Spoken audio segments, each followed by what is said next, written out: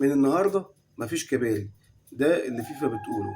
الفيفا أصدرت قرار إنها تعاقب أي لعيب ونادي متورط في موضوع الانتقال الجسري اللي هو الكوبري، يعني لعيب بيعمل كوبري بيروح نادي علشان يروح لنادي تاني أصلا في الأصل، فبعد فترة معينة يفسخ تعاقده مع هنا ويروح النادي اللي هو كان عايز يروحه من الأول.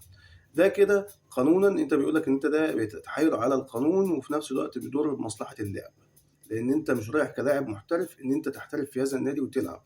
ده غرضك ان انت تروحه، وده نادي وسيط في القصة بتاعت الكوبري.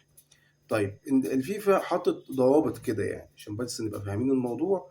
قالت ان اللعيب لازم يقعد اكتر من 16 اسبوع. 16 اسبوع دول اللي هم 4 شهور.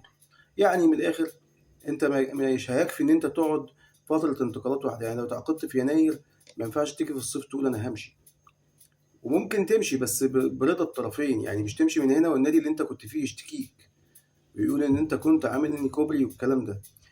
فلو ثبت ذلك بيتم معاقبة. لو ثبت ان ده كان انتقال جسري بيتعاقب اللعيب بإيقافه لمدة مثلا فترة قيد واحدة وحوالي 30,000 فرنك سويسري.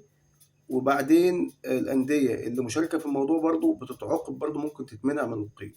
ده باختصار كده ده اللي هيحصل لو ثبت ذلك. عكس ذلك خلاص مفيش أي مشكلة بالنسبة للاعب ولا للنادي اللي هو راح له. ولو لسه مكمل معايا لغاية دلوقتي ما تنساش تعمل لايك وشير للفيديو وتصلي على النبي في الكومنتات. واشوفكم في فيديو جديد. سلام.